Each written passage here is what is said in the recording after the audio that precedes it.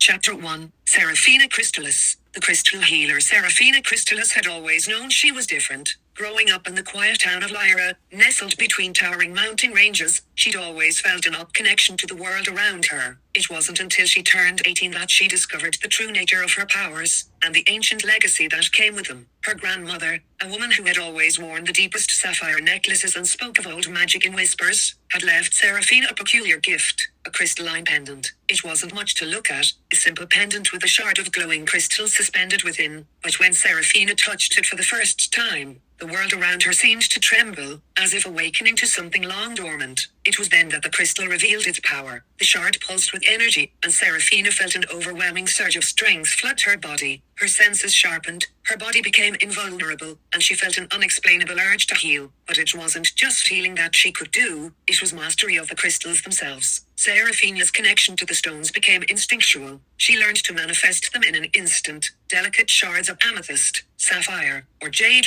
each attuned to a different aspect of life. Her powers weren't just about fleeting, they were about restoring balance. Whether it was healing wounds, calming the stressed, or purging dark energy, the crystals spoke to her and helped her through it all. Her strongest power, however, was her ability to instantly materialize objects, transforming raw thought into tangible reality. A broken door, it mended in seconds. A weapon to defend someone in danger, formed with a mere thought. A shield of light, she could summon one in the blink of an eye. Yet, with this immense power came an equally great burden. The more Serafina used her strength, the more stress she accumulated, an overwhelming pressure that could crush her spirit if left unchecked. The strain would build up inside her chest, like a storm that could never break free. But with the aid of her crystals, Serafina learned to harness this stress, transforming it into fuel for her power rather than a destructive force. One evening, a crisis arose in Lyra. A ruthless villain named Calderon, a being of shadow and smoke, descended upon the town with an army of darkened minions. His power was pure malice, able to tear through steel and stone like paper, and he sought to drain the town's life force to feed his insatiable hunger for more power. Serafina stood alone at the town's edge, eyes glowing like twin emeralds. The crystals around her hummed with energy as the ground beneath her feet vibrated with the power she had learned to control. "You're too late,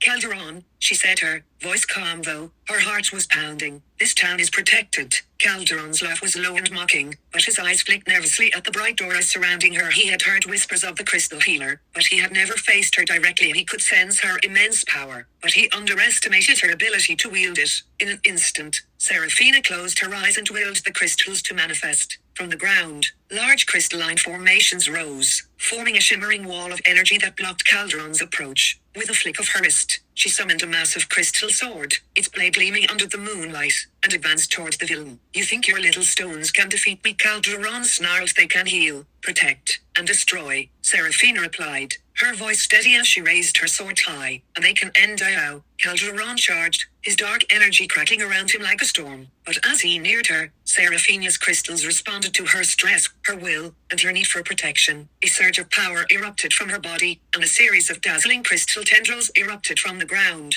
wrapping around Calderon's limbs and binding him in place. He struggled against the restraints, but it was futile. The harder he fought, the more the crystals drew power from him, draining him of his darkness. In one final, swift movement, Serafina plunged her crystal sword into the heart of the shadowy villain, and the darkness shattered like glass. Calderon's form disintegrated into nothingness, and the crystals withdrew, leaving the town in a serene calm. The battle had been won, but Serafina's body was drained. Her powers took a toll every time she used them, especially in such an intense confrontation. The storm inside her chest raged, and she staggered, feeling the weight of exhaustion pressing down on her. But then, the pendant around her neck glowed brightly, and a soothing wave of energy spread through her, easing the pressure in her chest. The crystals had not only helped her heal the town, they had also healed her. As dawn broke, Serafina stood at the town's edge, gazing at the horizon. The people of Lyra gathered behind her, cheering her a victory, but she knew the battle never truly ended. There would always be more villains to face, more suffering to heal, more balance to restore. But Serafina Christalis, the crystal healer, would always stand ready, her crystals glowing brightly with the promise of hope.